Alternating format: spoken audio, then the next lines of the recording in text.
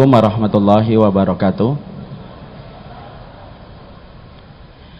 Innal hamdalillah wassalatu wassalamu ala Rasulillah wa ala alihi wa sahbihi wa man tabi'ahum bi ihsan ila yaumil qiyamah. Ikhwan-ikhwan yang saya cintai karena Allah, para akhwat dan para ummahat yang dicintai oleh suaminya masing-masing dan bapaknya. Alhamdulillah, tentunya kita senantiasa bersyukur kepada Allah atas seluruh nikmat yang Allah telah berikan kepada kita. Allah itu sempurna di dalam nama, Allah sempurna di dalam zat-Nya, Allah sempurna pula di dalam setiap perbuatan dan ketetapan syariat-Nya. Nikmat yang Allah berikan kepada kita seluas alam semesta yang tidak ada garis finishnya dan tidak ada ujungnya. Adapun syukur yang telah kita berikan kepada Allah selama ini barulah seujung kuku dan sejengkal tanah. Yang harusnya kita risaukan bukan nikmat yang belum kita peroleh, tetapi harusnya yang kita risaukan adalah syukur yang belum optimal kita berikan kepada zat yang telah memberi semua kenikmatan pada kehidupan kita. Manusia itu sering merasa risau atas nikmat yang belum dia peroleh. Manusia itu sering gelisah atas nikmat yang belum dia dapatkan. Tetapi dia tidak pernah risau dan tidak pernah gelisah ketika syukurnya baru seujung kuku dibandingkan nikmat besar yang Allah telah berikan pada kehidupan. Syukur itu kalau kita perhatikan terbagi menjadi dua. Ada syukurnya orang yang materialistik dan ada syukurnya orang yang betul-betul beriman. Karena ada perbedaan di antara keduanya. Syukurnya orang materialistik itu adalah mereka yang bersyukur ketika indikator 3 perkara dia dapatkan bertambah lebih bagus. Kalau sandangnya bertambah lebih bagus, kalau papannya bertambah lebih bagus dan pangannya bertambah lebih bagus, maka dia bersyukur kepada Allah. Kalau 3 perkara ini tidak bertambah bagus, papannya tetap sempit, pangannya tetap biasa, dan sandangnya tetap biasa, maka dia tidak bersyukur. Maka orang yang semacam ini adalah syukurnya kaum materialistik. Syukur yang menunggu margin, syukur yang menunggu profit dan keuntungan. Makanya mereka baru bisa bersyukur kalau beli baju baru. Kalau bajunya tidak beli-beli, maka dia tidak bersyukur. Dia baru bersyukur ketika makannya bertambah lezat dan bertambah mahal. Kalau tidak bertambah lezat dan tidak bertambah mahal, dia tidak bersyukur. Maka orang yang semacam ini, kata para ulama, syukurnya kaum materialistik. Syukur yang menunggu profit dan margin. Ada syukur yang kedua, yaitu syukur orang yang beriman. Syukurnya orang yang beriman itu adalah syukur yang tidak terganggu dan terpengaruh dengan profit dan margin. Setiap orang yang dia bersyukur ketika dia mendapatkan kenikmatan, ketaatan, ibadah, kemudahan dia untuk beribadah kepada Allah, maka dia bersyukur.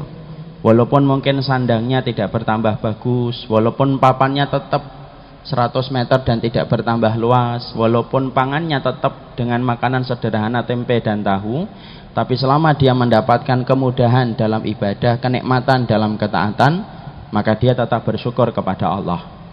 Maka semoga kita termasuk yang kedua, bukan bersyukur yang menunggu profit dan margin, tapi kita semoga termasuk yang pertama. Semoga kita termasuk yang kedua, yaitu bersyukurnya orang yang beriman dan bukan yang pertama.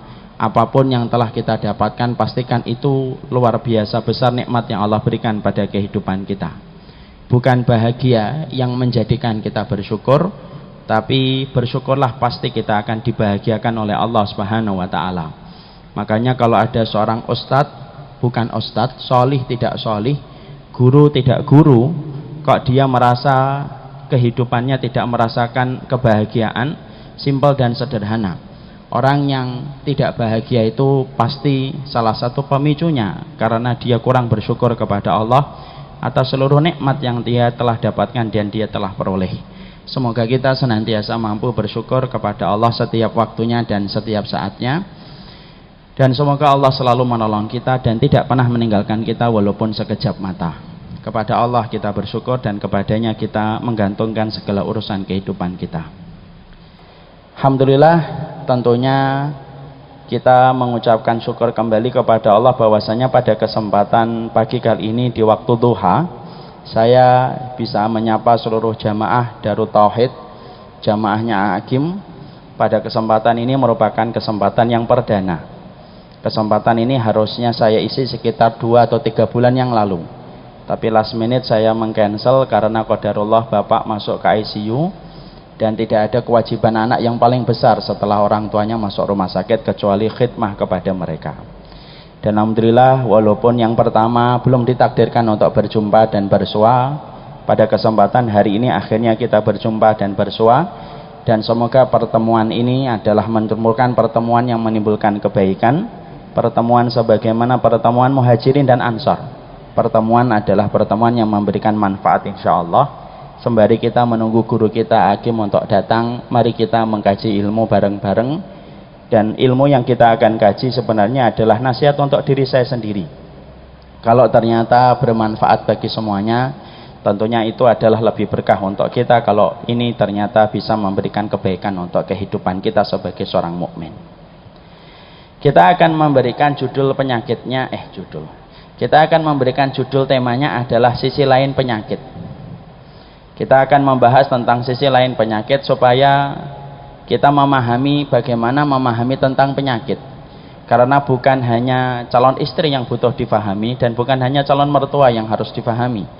Ternyata penyakit pun harus dipahami dengan benar. Dan kita akan bahas tentang masalah ini supaya bisa menjadi petunjuk pada kehidupan kita. Ikhwan-ikhwan dan akhwat yang semoga Allah rahmati dan Allah berkahi. Dunia ini sebenarnya sebagaimana panggung yang selalu menampilkan berbagai macam kisah dan berbagai macam peristiwa. Peristiwa dalam satu zaman itu biasanya selalu berulang dari zaman-zaman sebelumnya, karena memang sejarah itu kejadian yang berulang dengan waktu yang berbeda. Dan setiap kita mendapati ketika dunia memiliki panggung yang selalu menampilkan kisah dan berbagai macam peristiwa, maka sebenarnya secara sederhana Muslim itu terbagi menjadi dua. Ada yang pertama, Muslim itu yang mereka itu menjadi follower. Mereka itu hanya ngikutin saja apa yang terjadi di atas panggung bernama dunia. Apa yang viral, maka dia ikut-ikutan untuk memviralkan. Kalau di dunia sedang sedih, ikutan sedih. Kalau dunia sedang rame, ikutan rame. Kalau dunia sedang geger, maka dia ikutan geger. Maka kalau ada yang semacam ini, maka tipe orang-orang yang semacam ini adalah tipe follower. Dia ngikutin apa yang sedang terjadi pada kebanyakan orang, dan dia tidak punya prinsip apapun yang harus dia berikan ketika terjadi banyak peristiwa yang dia lihat dan apa yang viral di atas muka bumi. Ini merupakan tipenya tipe follower. Ada Muslim yang kedua, dia bukan tipe follower. Dia tipenya adalah mufakir. Kalau kita sebut bahasa Inggris berarti thinker. Yaitu adalah mereka bukan tipe follower. Ketika viral dengan berbagai macam hal, film ataupun peristiwa yang sedang terjadi dan viral, maka dia itu berpikir apa yang harusnya dia berikan dan sikap apa yang harus dia miliki ketika mendapati sesuatu yang sedang viral. Kalau kemudian kita mendapati sesuatu lalu kita kembalikan itu kepada petunjuk, lalu tidak ikut terseret dengan apa yang terjadi pada kebanyakan orang, berarti kita ini tipenya adalah thinker, kita mufakir, kita mudabbir. Segala sesuatu itu harus dipikir dan bagaimana petunjuknya ketika membaca setiap peristiwa yang sedang viral di atas muka bumi. Moga-moga yang di sini ini bukan follower. Kalau follower mungkin tidak duduk di sini. Tapi di sini ini adalah tipenya insyaallah adalah thinker. Dia berpikir, kalaupun ada yang viral, maka dia tidak langsung terseret mengikuti apa yang viral, tapi dia berdiri sejenak, dia berpikir apa sih petunjuk langit ketika menjawab apa yang sedang terjadi, karena sesungguhnya wahyu dan hadis itu menjawab seluruh apa yang terjadi pada kehidupan manusia. Itu sudah terjawab tuntas oleh Allah ketika Allah menurunkan syariat dan menurunkan kitabullah pada kehidupan manusia. Sama pula dengan apa yang sedang terjadi pada hari-hari ini. Kita sedang viral, disebut ada sesuatu yang sedang terjadi di atas muka bumi ini dan viral di seantero dunia, yaitu tentang corona, yaitu satu penyakit epidemik yang disebut dengan wabah yang mematikan. Dan banyak orang yang mereka itu ketika mendapati ada sesuatu yang bersifat penyakit epidemik yang bernama corona, banyak yang ikut-ikutan menjadi latah, banyak yang ikut-ikutan melakukan sesuatu yang tidak berdasarkan petunjuk, dia tidak paham apa yang harus dikerjakan, sampai kemudian akhirnya tipenya adalah tipe follower. Kalau yang lain beli makanan dan menimbun makanan, dia menimbun makanan. Kalau yang lain ketakutan, dia ikut ketakutan. Padahal harusnya kita tidak menjadi follower ketika kita menjadi muslim yang mengembalikan semua pertanyaan pada kehidupan kita harus dikembalikan kepada petunjuknya. Makanya pada kesempatan ini kita akan bicara tentang sisi lain penyakit. Kita akan mencoba untuk mentadaburi, kita akan mencoba untuk berpikir bagaimana kita menyikapi tentang corona, tentang satu penyakit yang sehari ini epidemik, dan kemudian pemerintah kita pun sudah berusaha untuk memberikan keterangan dan informasi supaya bisa menjadi petunjuk pada kehidupan masyarakat dan bangsa. Sekarang mari kita perhatikan bagaimana sisi seorang mukmin itu membaca peristiwa corona yang hari ini tersebar secara epidemik di atas muka bumi. Ada beberapa hal yang kita ingin sharing, dan semoga sharing kita ini bisa memberikan pencerahan bagaimana sikap seorang muslim ketika melihat satu penyakit. Karena itu kita butuhkan, jangan sampai penyakit yang tersebar itu menghilangkan tauhid, penyakit yang epidemik itu menghilangkan akidah kita, penyakit epidemik itu menghilangkan ilmu kita dan kewarasan kita sebagai seorang mukmin bahwasanya kita ini memiliki Allah dan Rasulnya. Dan ini penting untuk kita mengerti, masing-masing dari kita tidak terkecuali adalah diri saya. Sekarang mari kita pahami yang pertama. Kalau kita sepakat kita akan bicara tentang masalah penyakit dari sudut pandang bagaimana kita memikirkan penyakit ini dikembalikan kepada kitabullah dan sunnah, maka poin yang pertama yang kita bahas adalah tidak ada kejadian yang berlaku di atas muka bumi ini kecuali semuanya itu berpulang kepada Allah.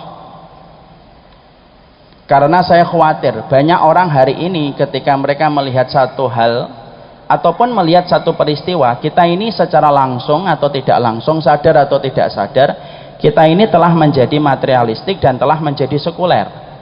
Melihat setiap peristiwa itu tidak dikaitkan dengan Allah, tetapi melihat peristiwa itu hanya dikaitkan dengan apa yang nampak di mata kita.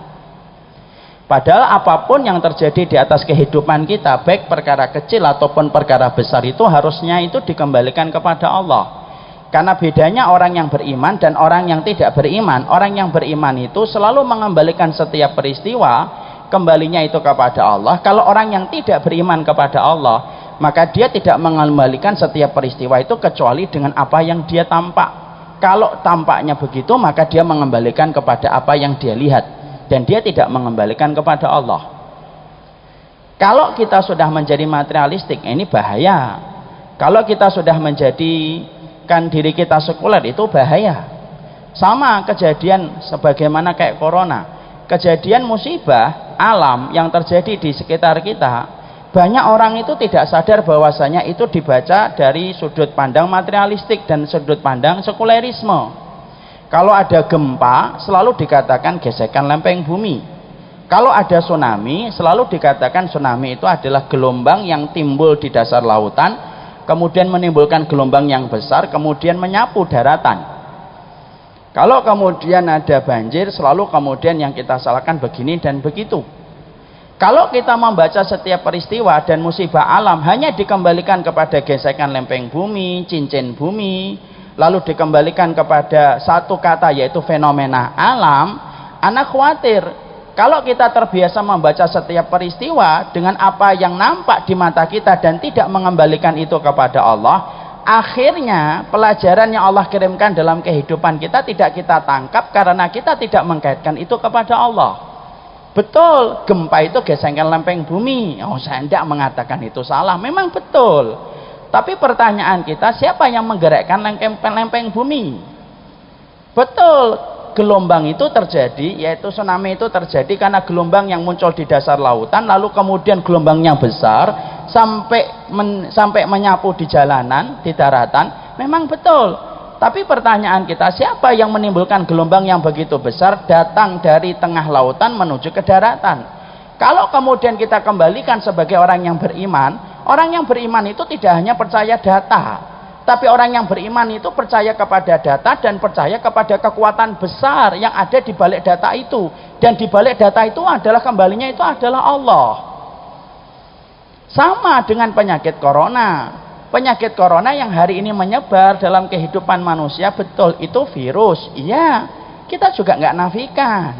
Tapi pertanyaan kita, kenapa virus itu kemudian bisa menimbulkan kemadharatan dan kematian pada kehidupan manusia? Kenapa Allah hanya berikan virus itu mematikan ketika sekarang, bukan ketika dulu waktu SD, bukan ketika dulu waktu SMP? Maka semua itu harus difikirkan, karena orang yang beriman itu seluruh aktivitasnya tidak lepas dari berpikir dan mengembalikan semuanya itu kepada Allah. Kalau kita sudah kembalikan kepada Allah, berarti akidah kita masih terjaga. Tapi kalau kita tidak kembalikan ini, selalu berkata gempa bumi, lempeng bumi yang kemudian bergesekan, corona, virus yang di mana-mana. Kalau hanya ini saja lalu berhenti, maka akhirnya tidak bisa menimbulkan kebaikan pada kehidupan kita. Padahal semua terjadi itu pasti karena sebab. Tidak ada kejadian di atas muka bumi ini sampai daun yang jatuh dari satu pohon. Ketika ada daun yang jatuh, itu semuanya itu Allah yang melakukan. Ada hikmahnya, ada satu tujuannya, dan itu kembalinya kepada Allah. Dan kita harus siap. Apa sih pelajaran yang Allah kirimkan ketika Allah mengirimkan peristiwa-peristiwa dalam kehidupan kita?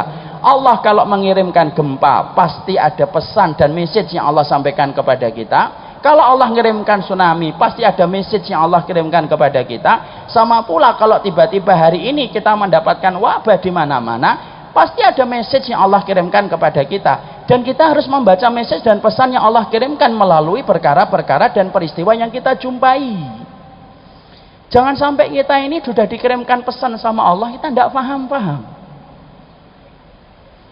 Ya, makanya ada satu kaidah di dalam bahasa Arab. Al-labibu bil isyarati yafham. Orang pinter itu tidak perlu banyak tanda. Orang pinter itu satu isyarat, satu tanda itu langsung paham. Jangan sampai Allah kirimkan banyak tanda terus, lalu kita tidak paham-paham. Ini bahaya ini kalau semacam ini. Akhirnya apa? Orang yang tidak paham kode itu menyebalkan. Saya ambilkan contoh. Suami istri kalau tidak paham kode itu menyebalkan. Ya atau tidak? Karena tidak setiap pasangan itu kalau meminta sesuatu kepada pasangannya itu harus dengan bahasa yang verbal. Kadang-kadang dengan kode. Siapa yang mampu membaca kode? Orang yang pinter. Istri ngomong sama suaminya, saya bosan makan di rumah mas Bi. Nah, itu kode.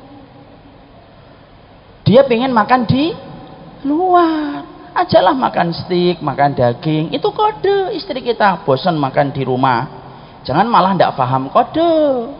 Suaminya malah ngomong, kenapa bosan makan di rumah? Ya sudah makan aja di teras yuk. Gitu, malah makan di teras. Masuk angin iya. Itu namanya tidak paham kode. Sama ini ketika kemudian kita laki-laki pulang gitu, kemudian kita begini-begini gitu di atas kursi gitu, kepala kita gerakan kanan kiri gitu. Itu bu kode. Suaminya butuh dipijit, istrinya malah ngeliatin gitu. Ngapain Bi pijat-pijat? Gula darahmu naik gitu, malah gula darah naik. Ini kan namanya tidak paham kode. Makanya yang kita khawatirkan adalah kita ini juga sama ini. Selalu apapun peristiwa yang terjadi dan viral di atas muka bumi ini ternyata memisahkan kita menjadi dua kelompok. Ada yang membaca dengan iman, ada yang tidak membaca dengan iman, hanya membaca dengan data. Maaf ya, orang Jepang itu termasuk orang yang mereka membaca apapun itu hanya dengan data, karena mereka tidak punya iman. Semoga Allah memberikan iman kepada masyarakat itu insya Allah. Ketika gempa terjadi banyak di negeri Jepang, apa yang dilakukan Jepang? Mereka tidak melakukan apa-apa kecuali apa? Mereka mengimani data doang. Yang mereka lakukan bagaimana membuat bangunan tinggi. Lalu tahun 2019 mereka mengklaim mereka bisa membuat gedung pencakar langit yang diklaim itu bisa tahan dengan gempa 9 skala Richter. Berhenti di situ tok. Kenapa kok tidak lebih daripada itu? Bagaimana bisa lebih? Karena kemudian mereka belum mendapatkan hidayah iman. Makanya kalau kita membaca peristiwa lalu kita kembalikan hanya kepada data, nggak ada bedanya kita dengan orang yang tidak beriman. Betul itu virus, tapi kan yang mematikan dan menghidupkan virus itu kan Allah. Betul itu virus, tapi virus dijadikan tidak bisa memberikan mandarat untuk kita itu kan Allah. Sebagaimana virus bisa membunuh kita itu juga Allah. Dan inilah pelajaran akidah yang harus kita pahamkan pertama kali. Corona itu mengajarkan kita tentang akidah. Apa pelajaran tentang corona? kita punya Allah dan ada message yang Allah kirimkan untuk kita. Apa salah satu message yang Allah kirimkan kepada kita tentang corona? Sesombong apapun kita, sekuat apapun kita, ternyata kita dengan virus yang tidak kelihatan pun bisa kalah. Loh, terus yang disombongkan apa? Itu salah satu message-nya. Di antara banyak message yang lainnya yang Allah kirimkan, dan masing-masing dari Bapak dan Ibu pasti punya message yang ditangkap dari setiap peristiwa yang Allah kirimkan untuk kita. Itu yang pertama. Yang kedua, yang kita harus pahami kalau kita membaca tentang hal ini adalah setiap peristiwa takdir yang Allah kirimkan untuk kita, termasuk tsunami, termasuk banjir, termasuk gempa, gunung yang tiba-tiba erupsi, penyakit yang epidemik, maka kalau kita membaca ini merupakan bagian dari takdir, harus paham takdir itu tidak pernah salah. Yang salah itu cara kita yang salah membaca takdir. Maka di sini pasti ada kebaikannya, walaupun kadang-kadang kita tidak jumpai. Hikmah dalam setiap peristiwa itu pasti ada. Makanya kemudian kita membaca hikmahnya apa ini? Karena setiap peristiwa yang Allah kirimkan pada kehidupan kita tidak pernah lepas daripada hikmah. Apapun yang kita lihat buruk belum tentu buruk sejatinya. Apapun yang kelihatannya pahit belum tentu itu pahit sejatinya. Karena Allah itu tidak bisa mendolimi kehidupan makhluk. Allah itu tidak bisa menyakiti makhluk hambanya. Kalau ada yang berkata dia mendapatkan takdir yang tidak sesuai dengan harapan dan perencanaan, banyak orang berkata Allah itu takdirnya tidak adil buat saya. Kadang-kadang kita sering dengar itu ketika orang berteriak di samping ICU mendapati keluarganya sakit bertambah parah ataupun meninggal. Dia berkata Allah tidak adil. Nah, kalau ada yang berkata Allah itu tidak adil, pertanyaan kita balik sederhana. Kalau Allah tidak adil, terus siapa yang adil kalau Allah itu sudah kita sebut dengan sebutan yang tidak adil? Jadi tidak ada. Allah itu pasti adil. Allah itu pasti sayang. Kalau Allah mengirimkan berbagai macam peristiwa yang terjadi pada kehidupan kita, walaupun tampaknya itu pahit, tapi pasti ada kebaikan yang terkandung dalam setiap peristiwa. Apa yang kita lihat tidak menggambarkan apa yang akan kita dapatkan di masa mendatang. Contoh ya, makanan pahit atau makanan yang lezat, makanan yang sehat itu biasanya nggak terlalu enak. Ya. Bagi yang ngikutin juru sehat Rasulullah ala Ustadz Zaidul Akbar, itu pasti mengetahui betul makanan-makanan sehat itu, Masya Allah, lidah kita ini susah untuk mengadaptasi. Kita biasanya rooming Pak pertama kali kalau kita makanan sehat itu. Istri saya itu ikut JSR, kalau pagi makan kurma sama tempe mentah. Saya tanya enak, istri saya itu nolon lama gitu, setelah lama baru ya lumayan gitu, tapi sehat. Berapa banyak makanan yang kita senengi, manis, gurih, gorengan, es teh manis berembun gelasnya gitu. Manis tapi ujung-ujungnya tidak baik untuk kita di masa tua. Tapi berapa banyak makanan yang terasa tidak lezat tapi justru manis untuk kita ketika di masa tua. Sama kayak takdir. Takdir itu terkadang kita lihat, loh kok kelihatannya begini ya, corona akhirnya menyebabkan ada yang meninggal, ada yang masuk ICU, itu tampaknya itu buruk, tapi pasti di situ ada kebaikannya. Karena kita memandangnya buruk itu simpel, karena ilmunya kita dengan ilmunya Allah itu jauh berbeda. Kita hanya berilmu sesuai dengan apa yang kita lihat, ilmunya Allah tidak ada batasannya. Tapi yang jelas tidak ada takdir Allah itu yang salah. Kalau Allah mengeluarkan produk takdir yang gagal ataupun salah, terus siapa produk yang benar dalam kehidupan manusia kalau produk Allah itu takdirnya sudah kita anggap salah? Jadi tidak ada yang salah. Saya ambilkan analogi yang sederhana. Kita, Bapak dan Ibu, kalau ada mendapati seorang ikhwan datang ke dokter, ketika dia datang ke dokter kemudian divonis sama dokter, dokternya mengatakan, ini sudah berapa lama infeksinya Pak? Sudah 3 bulan. Kok baru dibawa ke tempat kita hari ini? Ya, ini itu Alasan disampaikan oleh pasien. Dokter memeriksa lagi. Akhirnya sang dokter dengan berat berkata, "Pak, kami sudah mendiagnosa luka titanus dan infeksi pada kaki Bapak. Tidak ada jalan pengobatan kecuali satu. Jalan pengobatannya adalah Bapak harus diamputasi." Sang pasien ketika mendengar amputasi kan langsung kaget, ya Allah. Lalu kemudian langsung berkata, "Yakin dok harus diamputasi?" "Iya." Perhatikan Pak, Ibu, amputasi ketika disebut antara pasien sama dokter itu cara pandangnya beda. Dokter ketika mengatakan pasien itu konotasinya baik atau buruk? Dokter ketika mengatakan harus diamputasi baik atau buruk? Baik. Karena kalau Bapak tidak diamputasi, infeksinya menjalar ke atas, nyentuh ke lambung, nyentuh ke ginjal, nyampe ke jantung, sakitnya bisa beberapa kali lipat daripada sakit ketika tetanusnya baru sampai di kaki. Akhirnya menyebabkan kematian yang fatal. Itu dokter. Dokter ketika mengatakan amputasi itu konotasinya baik. Beda dengan pasien. Pasien ketika mendengar amputasi, pasien itu nyangkanya, ya Rob, dari 2 kaki menjadi 1 kaki. Dari yang asalnya berjalan normal harus pakai tongkat. Dari asalnya bisa berlari-lari kemudian sekarang tidak bisa lari-lari. Makanya kemudian pasien ketika mendengar amputasi karena konotasinya buruk, perhatikan, pasien itu akan berkata, "Dok, jangan diamputasi. Saya ini penyerang di klub bola kecamatan.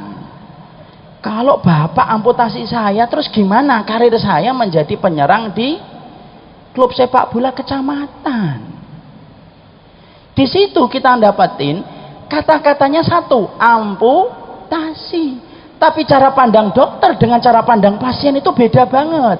Kenapa pasien itu memandangnya itu buruk? Karena dia tidak tahu kalau dia tidak dipotong, fatal akibatnya, impactnya, penyakit itu bisa menjalar ke jantung, membunuh dia, mencekik pernafasan dia, dan akhirnya kematian.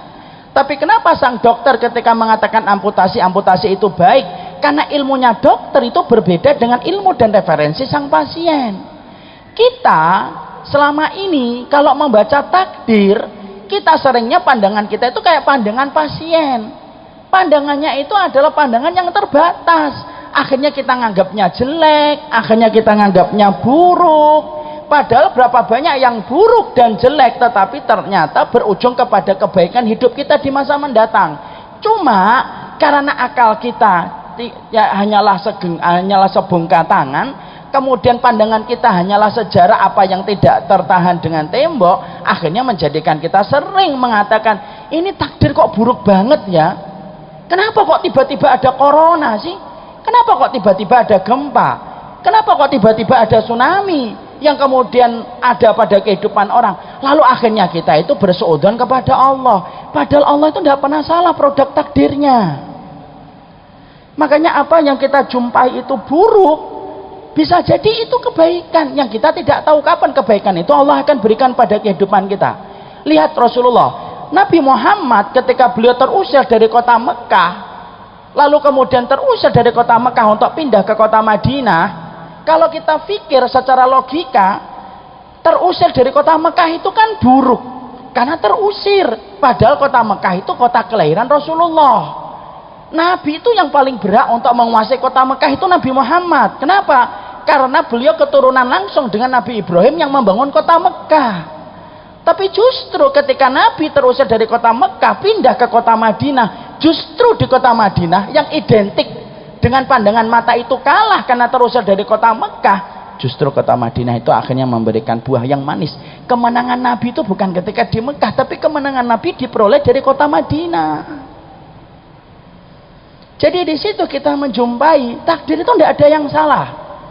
Dan saya khawatir nih, nanti entah corona, entah penyakit, entah bangkrutnya kehidupan kita, entah tiba-tiba ada keluarga kita yang sakit, tiba-tiba ada dokter mengvonis keluarga kita kena kanker, kena tumor, apapun itu, tiba-tiba anak kita divonis oleh dokter bahwasanya terkena penyakit yang berat, pastikan takdir tidak ada yang salah. Yang salah itu cara kita membaca takdir itu, karena Allah tidak pernah mampu mengeluarkan produk yang gagal ketika memberikan madarat dan keburukan bagi kehidupan manusia. Pasti ada kebaikannya. Corona ini walaupun tampaknya ngeri, ada nggak kebaikannya? Pasti. Apa kebaikannya Ustadz? Saya nggak ngerti sekarang. Tapi yang pasti mungkin kebaikannya kita akan dapatin entah 20, entah 30 tahun lalu, entah 30 tahun akan datang. Ada kebaikan yang Allah berikan, karena setiap takdir itu selalu menimbulkan satu pelajaran dalam kehidupan manusia. Ini saya pernah punya kisah nyata Pak, tapi ini sudah sering saya sampaikan di berbagai macam kesempatan. Ada salah satu jamaah saya, beliau ini punya restoran. Ketika saya ngisi kajian di restoran beliau, maka beliau ngobrol-ngobrol dengan saya. Lalu nanya, ketika sudah selesai kajian ngobrol dengan saya, nanya, Ustaz tahu nggak kenapa saya punya usaha restoran? Saya bercanda, ya mana saya tahu Pak, kan Bapak yang lebih tahu. Beliau berkata, saya ini punya usaha restoran karena difitnah dan didolimi Ustaz. Saya saat itu makan, meletakkan sendok. Wah, kelihatannya bagus kisah nyata ini. Saya dengerin, gimana asalnya Pak? Beliau berkata, saya dulunya ini kerja di satu bank konvensional.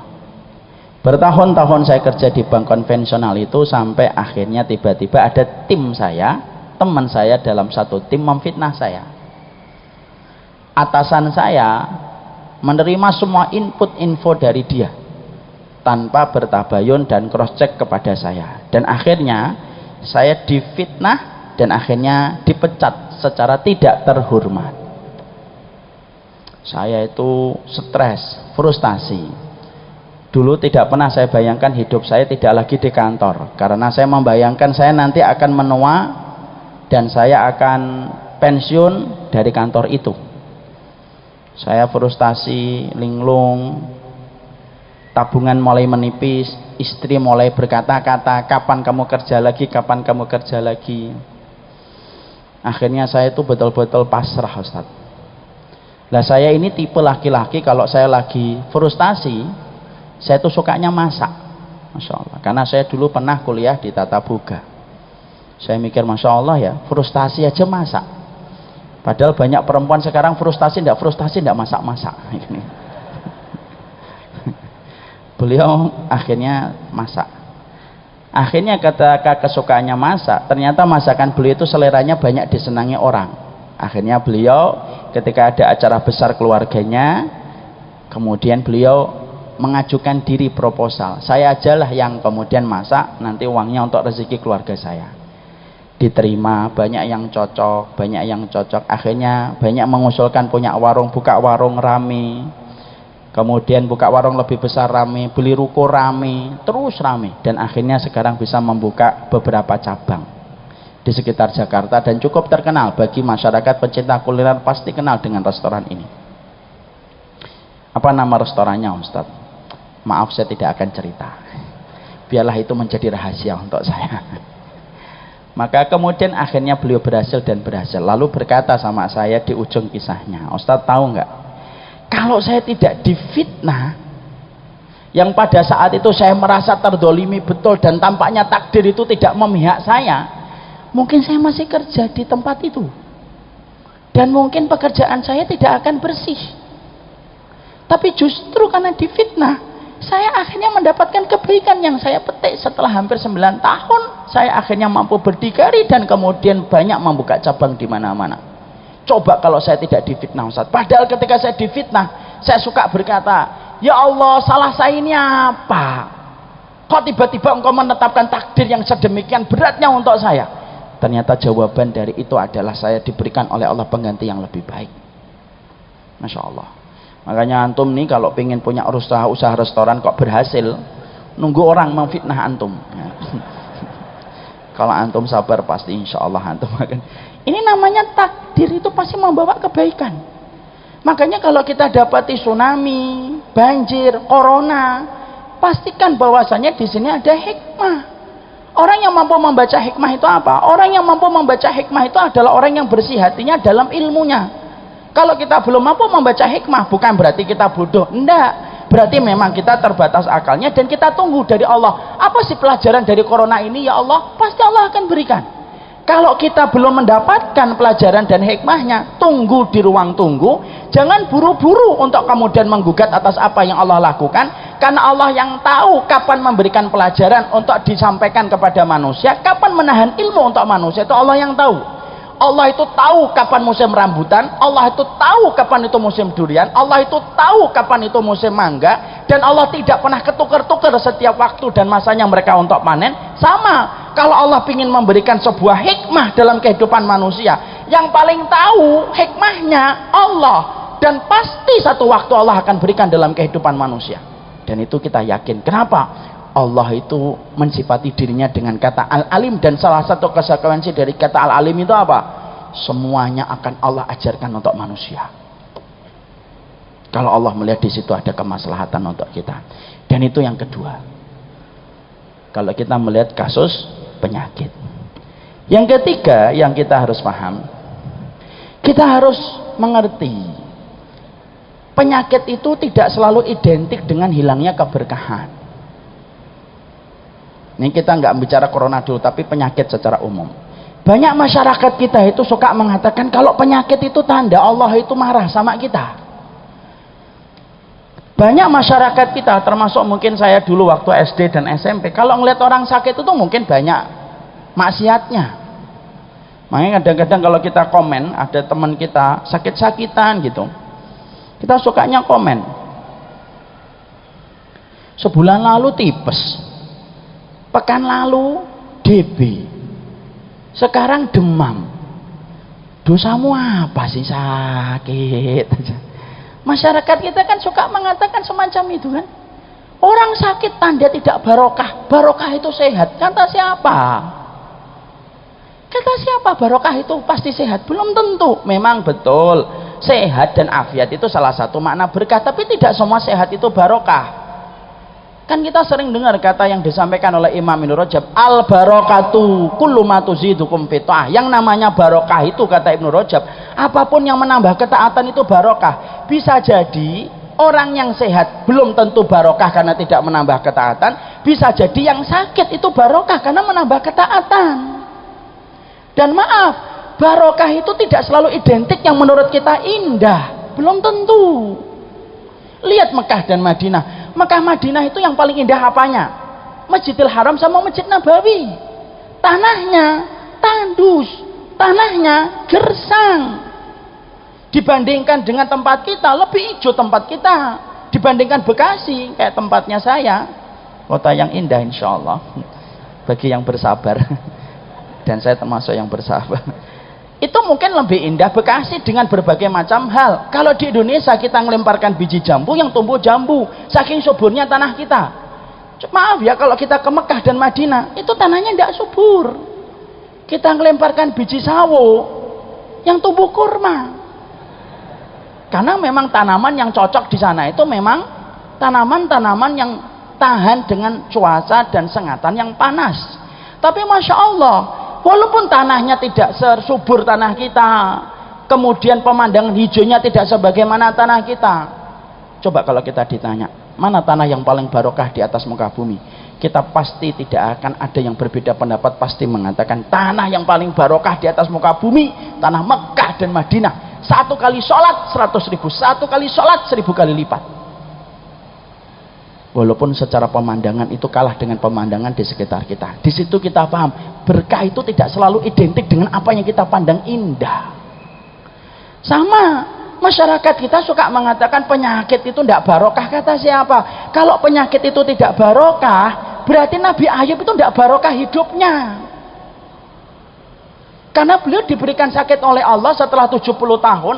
Dampak dari sakitnya Nabi Ayub yang saya baca dalam tafsir, maaf kalau ada yang cerita dulu, kalau kita waktu di SD kan bu guru kita mengatakan sakitnya Nabi Ayub itu sampai ulat keluar, dimasukkan lagi ulatnya oleh Nabi Ayub. Pernah dengar itu di waktu SD? Nah, berarti guru agama kita sama dulu. Saya nggak baca itu, nggak tahu, saya nggak pernah dapetin referensinya. Yang saya baca, parahnya sakitnya Nabi Ayub itu apa? Tatasaqat luhumu Ayub. Itu sampai jatuh-jatuh itu dagingnya Nabi Ayub. Itu sakit. Kalau kita suka mengatakan sebagai masyarakat, lalu kita suka berkata penyakit itu tanda adab, secara mutlak kita mengatakan semacam itu, ya maaf, berarti Nabi Ayub itu adab. Kalau penyakit itu adab, berarti Nabi Muhammad ketika sakit itu juga adab. Padahal kita paham dari hadis riwayat Muslim, Nabi itu dikasih sakit oleh Allah, dan sakitnya Nabi 2 kali sakitnya kita, Pak. Makanya ada satu sahabat yang pernah tersentuh kulitnya dengan Rasulullah gini, kaget ya ketika mendapati demamnya Nabi itu begitu tinggi. Lalu Nabi bersabda, wa inni la'u'aku kama yu'aku bihi rajulaini minkum. Saya ini kalau sakit 2 kali sakitnya kalian. Berarti kalau kita panas 38, 39, Pak, 2 kali lipat itulah sakitnya Nabi. Kalau kita mengatakan sakit itu adab, berarti Nabi adab. Naudzubillahi min dzalik, sampai kita mensifati semacam itu. Maka kemudian belum tentu penyakit itu adab. Berapa banyak orang yang dikasih penyakit oleh Allah itu tanda barokah, Pak. Maaf ya, saya ini berdakwah hampir 13 tahun. Banyak sekali saya jumpai alasan orang untuk hijrah itu salah satunya ketika dia divonis sakit. Justru disitulah dia hijrah. Makanya kemudian kita jumpai masyarakat, makanya kita jumpai para sahabat itu karena tahu bahwasanya penyakit itu bisa menimbulkan kebaikan, sampai-sampai beberapa sahabat itu minta dikasih sakit sama Allah. Bapak dan Ibu tahu tentang Ubay bin Ka'ab? Tahu Ubay bin Ka'ab? Tidak tahu, insya Allah. Ya sudah saya jelasin. Ubay bin Ka'ab itu seorang sahabat. Pernah dengar Nabi bersabda, la tasubbul humma fa innal humma yukaffirus sayyi'at. Jangan dicela ya penyakit demam. Demam itu menggugurkan dosa. Bapak tahu dan Ibu mengerti apa yang dilakukan Ubay bin Ka'ab ketika mendengar itu. Dia tanya sama Nabi, ya Rasulullah, halil humma yukaffirus sayyi'at, apakah demam itu menggugurkan dosa? Rasulullah mengatakan, al humma yukaffirus sayyi'at. Betul, demam itu menggugurkan dosa. Makanya kalau demam jangan dicela. Ini apa sih? Panas lagi, panas lagi. Padahal saya besok mau jalan-jalan. Jangan cela. Termasuk yang tidak boleh dicela itu penyakit, salah satunya penyakit demam, sebagaimana kita tidak boleh mencela air hujan. Setelah mendengar jawaban itu dari Rasulullah SAW, apa yang dilakukan Ubay bin Ka'ab? Ubay bin Ka'ab itu berdoa, ya Allah, kalaulah demam ini bisa menggugurkan dosa, kasih saya demam ya Allah, demam yang saya rasakan tiap malam, tetapi demam itu tidak menghalangi aktivitas dan ibadahku kepadamu.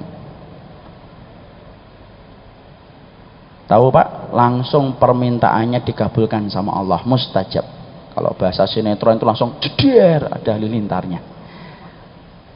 Setelah Ubay bin Ka'ab berdoa dengan doa itu, besoknya setiap sore Ubay bin Ka'ab demam sampai pagi. Dan itu dirasakan beliau seumur hidupnya. Insya Allah doa yang tidak akan kita panjatkan, insya Allah ya, karena kita selalu minta. Dan beliau diberikan demam sampai akhirnya beliau meninggal dunia. Dan ketika ditanya kenapa engkau meminta demam, aku berharap demam ini menggugurkan sebagian besar dari dosa-dosaku. Kalau sakit itu adab, mungkin gak Ubay bin Ka'ab itu kemudian beliau itu meminta demam? Tidak mungkin. Saya tambahkan dalil lagi. Ada seorang wanita, Pak, datang kepada Nabi, dan sebelum wanita itu datang kepada Nabi, Rasulullah itu bersabda,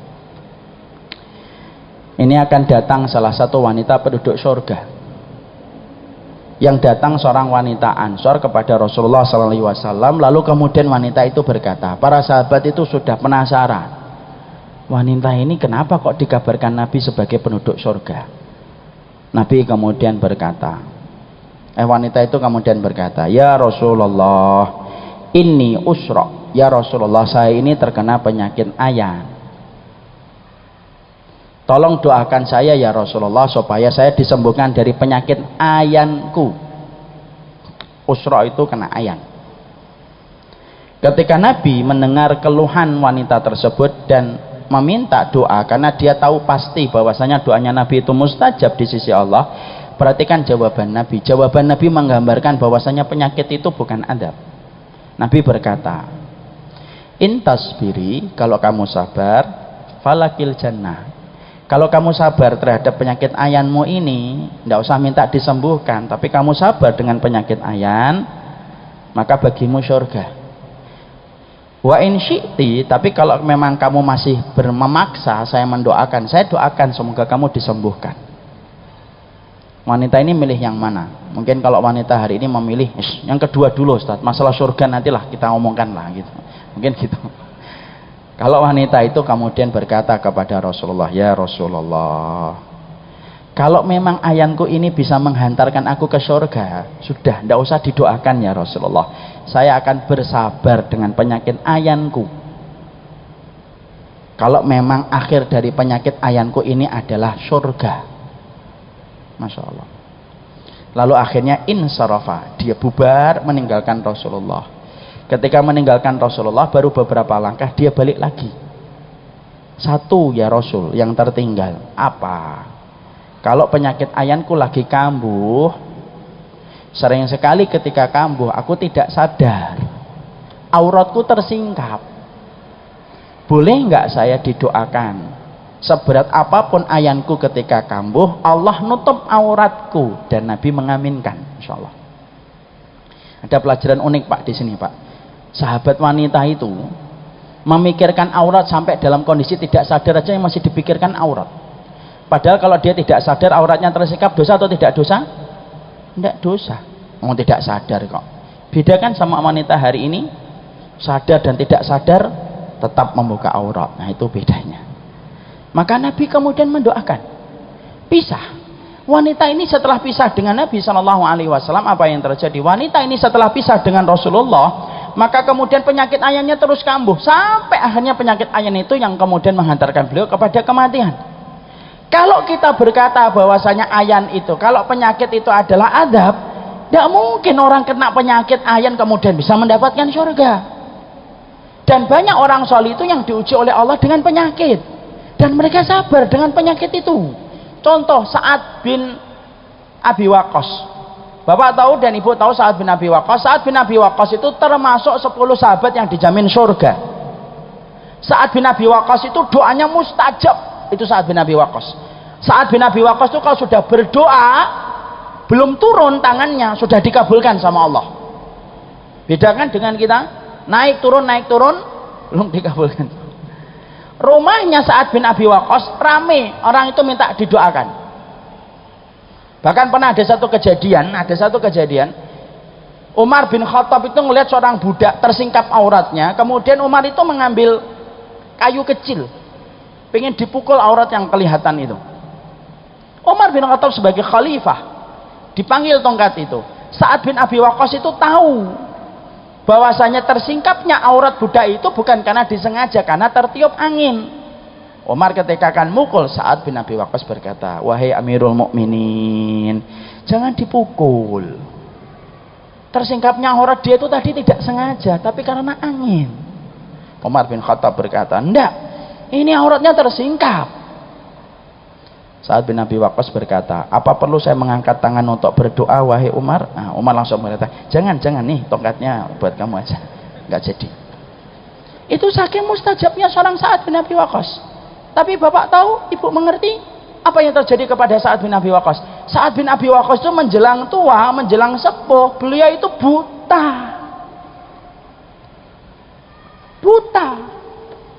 Ketika buta, keluarganya tahu ini saat ini doanya mustajab.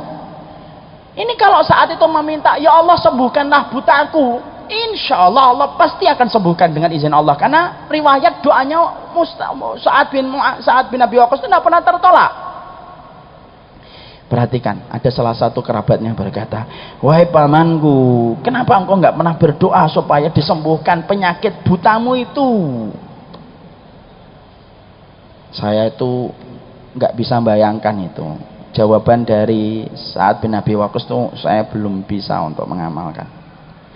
Beliau berkata sama keponakannya yang saat itu datang, wahai keponakanku, aku mendapati buta dari Allah itu lebih aku ridho dan lebih aku cintai daripada aku mengangkat tangan dan supaya Allah itu merubah apa yang sudah Allah berikan yang pertama ketika Allah memberikan aku buta. Dan itu alasan yang tidak bisa ditolak oleh keponakannya. Dan semenjak saat itu dari waktu itu akhirnya keluarganya tahu Sa'ad bin Abi Waqqas tidak akan pernah meminta disembuhkan dari buta, saking rindonya beliau terhadap penyakit yang Allah berikan kepadanya.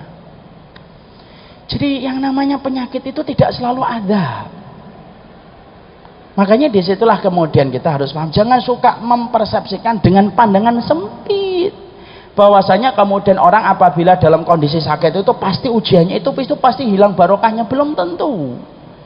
Makanya kita lihat kan kejadian kisah nyata di Australia, ada seseorang yang bernama Ali Banat, hidupnya penuh dengan hal-hal yang sia-sia, tapi setelah divonis kanker dia berubah. Semua barang-barang branded yang dia beli dia jual, dia pakai uangnya untuk membangun sekolahan, membangun masjid, membangun panti asuhan di daerah Afrika. Sampai tepat 2 tahun ketika di bulan Ramadan 2 tahun lalu beliau meninggal pada hari Selasa dalam kondisi bertobat kepada Allah. Itu namanya sakit. Jadi bisa jadi ada yang sakit itu barokah. Nanti kalau ada yang kena penyakit jangan kemudian ini adab ini, jangan gitu. Tidak setiap penyakit itu ada. Nanti ada yang bersin, wah adab ini, jangan gitulah. Dan itu merupakan bagian dari hal yang kita harus baca dengan petunjuk. Itu yang ketiga. Yang keempat, Ustadz, corona ini adab atau ujian.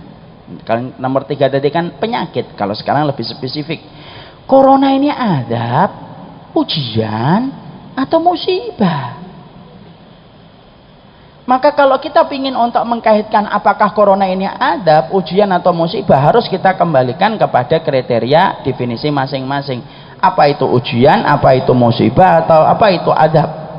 Jangan sampai buru-buru, karena buru-buru itu bisa menyebabkan kita salah mengambil kesimpulan. Sekarang kita bedah dulu. Ustadz, bedanya apa ujian, musibah ataupun adab? Beda.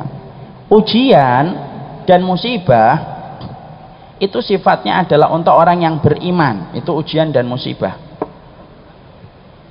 Adab itu untuk kemudian orang yang membantah perintahnya Allah dan banyak melakukan kekafiran, kekufuran dan kemaksiatan, itu adab.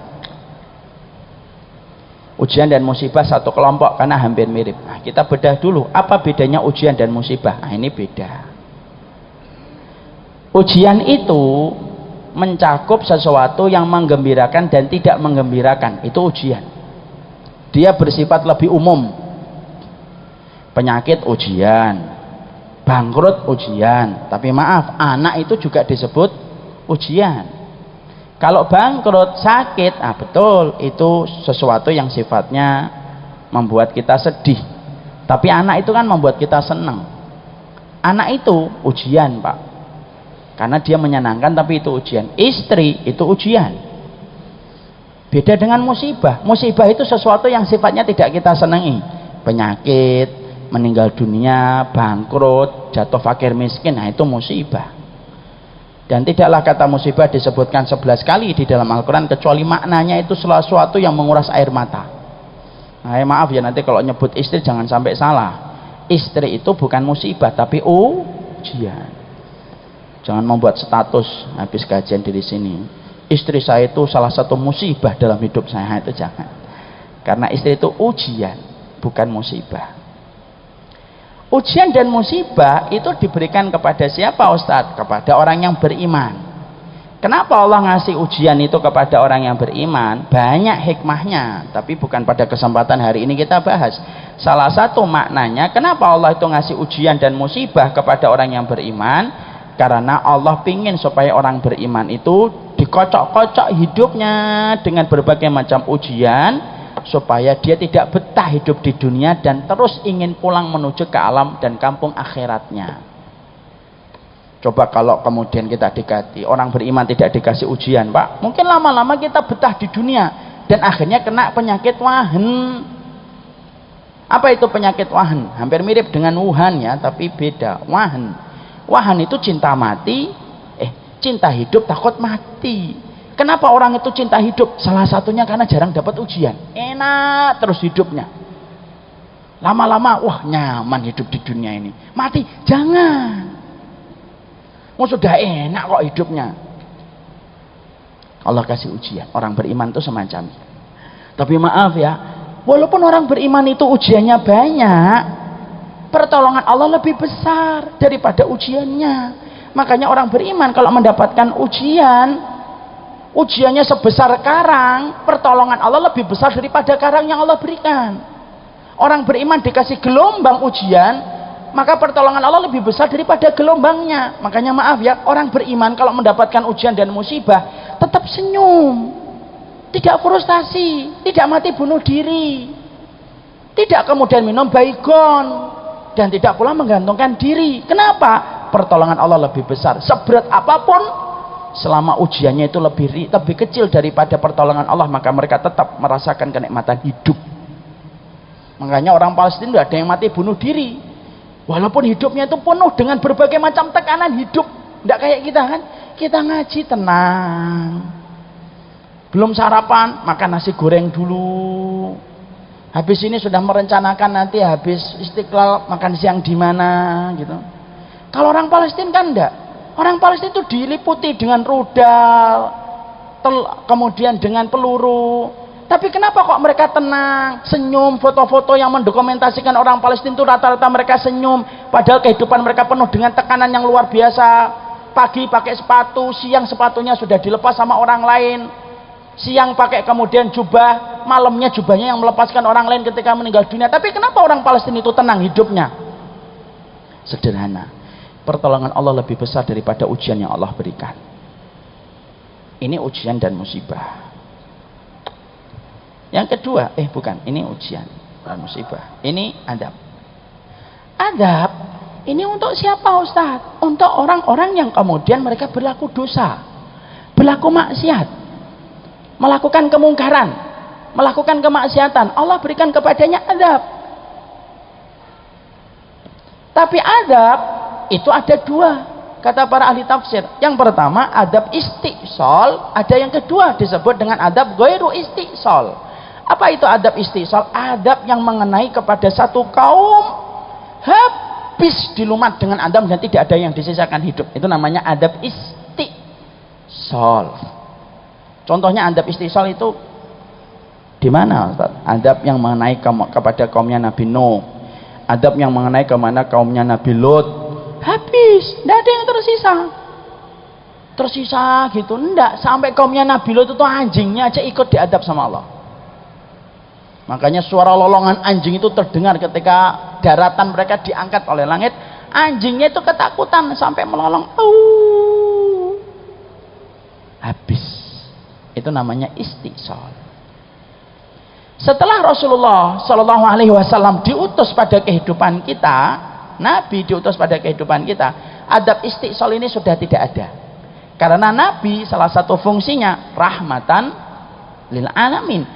Salah satu makna rahmatan lil alamin itu apa? Adab tidak lagi istisol, tetapi adab itu diberikan kepada sebagian kaum masih disisakan oleh Allah. Kenapa masih disisakan? Supaya bisa menceritakan apa yang mereka alami, dan supaya kemudian mereka bisa bertobat kalau kemudian mereka mendapatkan adab kalau masih disisakan hidup. Maka kemudian ketika kejadian kayak gini, makanya dalam setiap peristiwa tidak bisa kemudian dikatakan itu langsung dengan satu kriteria. Saya tidak setuju kalau ada yang mengatakan langsung corona itu adab, buru-buru mengatakan semacam itu, tidak tepat. Di generalisir itu tidak tepat. Sebagaimana buru-buru mengatakan corona itu ujian, itu juga kurang tepat kalau di generalisir. Kenapa? Kasusnya beda-beda. Saya ambilkan contoh kasus. Orang ketika ada kejadian tsunami di satu tempat, itu tidak bisa kita katakan tsunami itu adab secara general, dan tidak bisa dikatakan adab secara general, dan tidak bisa dikatakan ujian secara general. Contoh, maaf saya ambilkan contoh. di Palu ketika terjadinya tsunami. Apakah semua orang yang kena tsunami di Palu itu kemudian orangnya tidak taat sama Allah? Enggak, ada banyak orang yang taat yang terkena musibah tsunami. Bahkan saya pernah ketika ngisi kajian terapi healing ketika habis kejadian tsunami di Palu, ada yang cerita sama saya, ini ada pondok Ustadz, ada seorang santriwati yang hafal 30 juz yang juga terkena musibah. Dan ada salah satu kisah yang cukup viral, itu adalah ketika gempa terjadi, maka ada salah satu santri yang dikasih tahu, ayo cepat keluar, kemungkinan ada susulan. Santriwati ini berkata, bentar saya cari jilbab saya dulu dan cadar saya. Alah, udah enggak apa-apa, ini lagi kemudian dalam kondisi darurat. Tapi ternyata beliau akhirnya tertimpa bangunan karena terjadi susulan. Hafal 30 juz. Bedakan dengan mungkin kita 3 surat yang terakhir, kalau beliau kan 30 juz. Kalaulah beliau kemudian terkena tsunami dengan ketaatan beliau, sore hari maghrib itu kemudian tiba-tiba mungkin dia dihanyutkan oleh tsunami, terseret dengan pusaran tsunami, terbentur dengan kayu, terbentur dengan mobil, terbentur dengan motor, terbentur dengan paku dan tembok yang ikut terseret, kemudian dia tidak bisa nafas, kemudian harus minum air tsunami yang pekat karena sudah bercampur dengan lumpur, kemudian lumpurnya masuk ke paru-paru, lalu dia tidak bisa nafas sampai kemudian perutnya menggelembung karena kemudian terisi dengan air, dan dia tidak bisa menyelamatkan diri karena terjangan tsunami tidak bisa dilawan dengan secanggih apapun kita berenang. Maka semua itu sampai akhirnya dia menutup mata, terambil kemudian ruhnya dari jasadnya ketika meninggal dalam tsunami itu.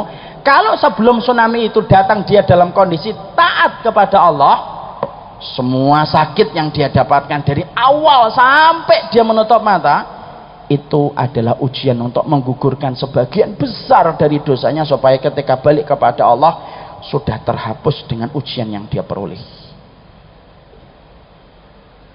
Tapi bisa jadi ada orang di sampingnya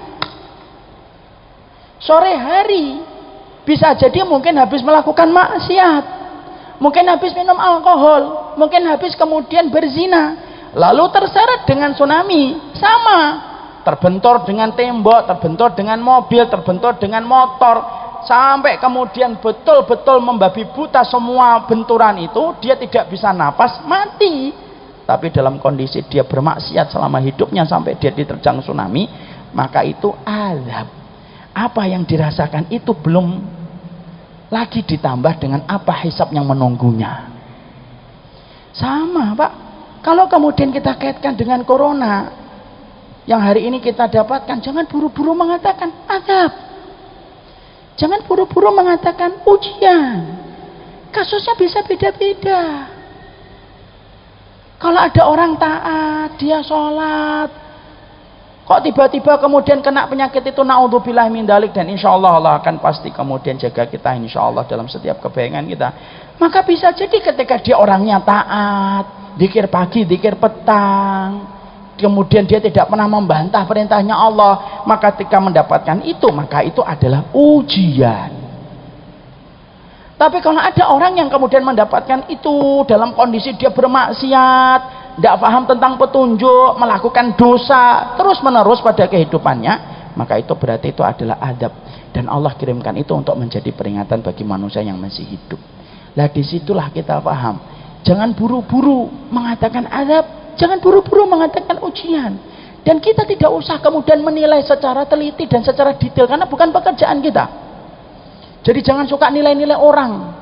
Ada orang kena banjir, didatangi rumahnya. Menurut saya ini adab ini buat kamu ini. Nggak usah gitu. Ada orang penyakit, oh penyakit itu dua, ada adab dan ujian. Tapi antum ini cocoknya ini adab ini. Nggak usah gitu. Karena itu menjadi pembelajaran untuk kita dan menjadi hikmah dalam kehidupan kita. Itu yang keempat. Sekarang baru kemudian kita menukik bagaimana kita nyikapin corona secara ikhtiar. Maka yang pertama, kalau kita sudah mendapati kabar semacam ini, jangan sampai tauhid kita hilang Pak, jangan sampai akidah kita hilang. Yang menyembuhkan dan memberikan penyakit itu Allah, tapi Allah itu memberikan sifat pada dirinya dan pada zatnya itu dengan kata Asy-Syafi. Asy-Syafi itu apa? Asy-Syafi itu adalah Maha Penyembuh. Harus yakin sama Allah. Keyakinan kita sama Allah itu lebih besar daripada kegaduhan yang terjadi atas satu wabah. Jangan sampai kegaduhan wabah mengalahkan keyakinan sama Allah. Ini kan kebalik ini. Konsep kita ini, keyakinan kita sama Allah itu harus lebih besar daripada kegaduhan yang terjadi. Siapapun yang di sini kok kemudian dia lebih percaya kegaduhan daripada keimanan dia kepada Allah, ini bahaya ini. Yang hilang ini bukan hanya kesehatan, tapi yang hilang adalah akidah dan tauhid kita. Segaduh-gaduhnya dunia ini dengan berbagai macam peristiwa yang terjadi, pastikan iman kita kepada Allah lebih besar daripada kegaduhan yang kita dengar. Dan Allah sudah mensifati kata Asy-Syafi. Asy-Syafi itu Maha Penyembuh. Kalau kemudian Allah sudah mensifati Maha Penyembuh, pasti semuanya akan Allah berikan dengan kebaikan. Saya kalau boleh sharing sedikit, agak sedikit melenceng tapi pasti ada kaitannya.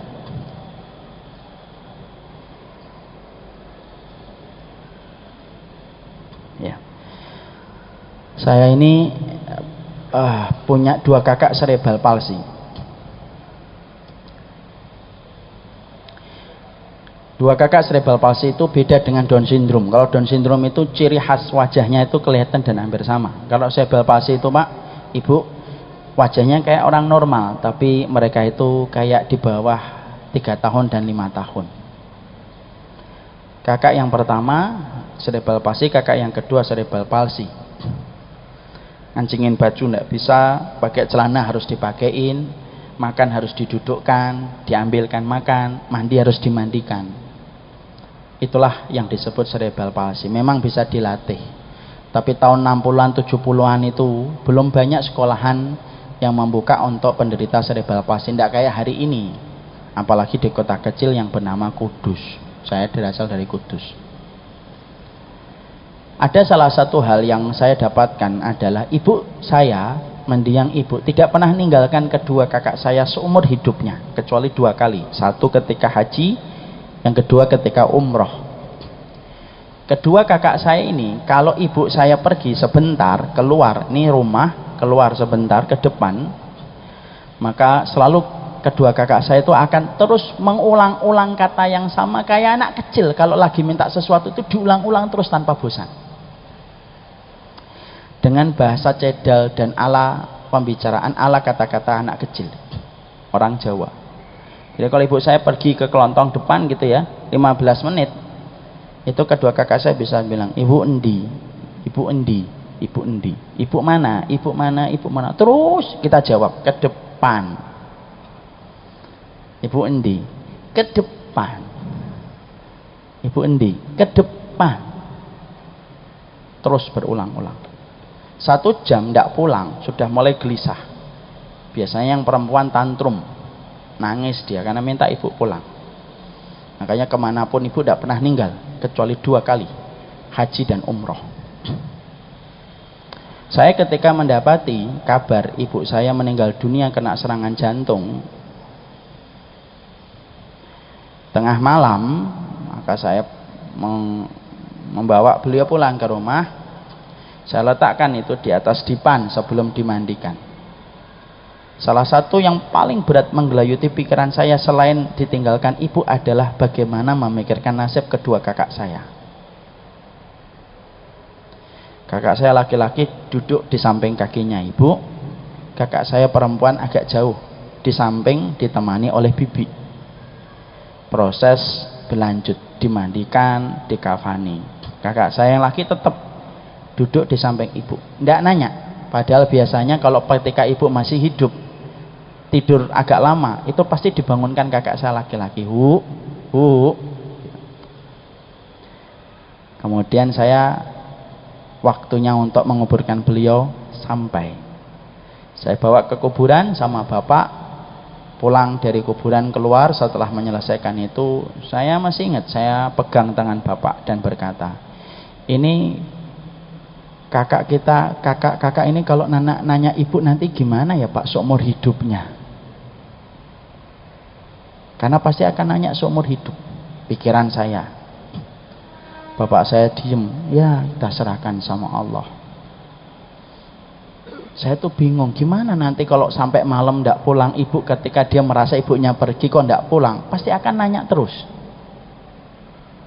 Saya pulang gitu, duduk gitu, sore kedua kakak saya diem, malam diem lagi, berganti hari, berganti pekan, berganti bulan, sekarang sampai hampir 5 tahun menuju 6 tahun. Semenjak meninggalnya ibu, tidak pernah terlintas pertanyaan sekalipun dari kedua kakak saya yang bertanya, Bu Endi, Bu E itu mana? Tidak pernah. Seakan-akan Allah itu memenuhi janjinya ketika mensifati dirinya dengan kata Al-Hafidh, Maha Penjaga. Saya itu mendapati seakan-akan Allah itu bicara sama kedua kakak saya, sudah ya, ibumu sudah meninggal dunia, tidak usah ditanya. Dan kedua kakak saya itu tidak pernah tanya tentang ibunya walaupun sudah berlalu 6 tahun. Sesuatu yang hampir mustahil terjadi kalau ibu saya masih ada. Apa pelajaran yang kita peroleh? Allah itu kalau sudah mensifati dirinya dengan sebuah sifat, Allah tepati itu. Allah kalau sudah mengatakan dirinya Asy-Syafi', Allah tepati. Jangan sampai iman kita kepada kegaduhan itu lebih besar daripada iman kita kepada sifat-sifatnya Allah. Khawatir boleh, hilang harapan sama Allah itu haram. Takut boleh, tapi kalau kemudian kita lupa bahwasanya Allah itu ada, haram hukumnya. Karena iman kepada kegaduhan itu tidak boleh mengalahkan iman kita kepada Allah.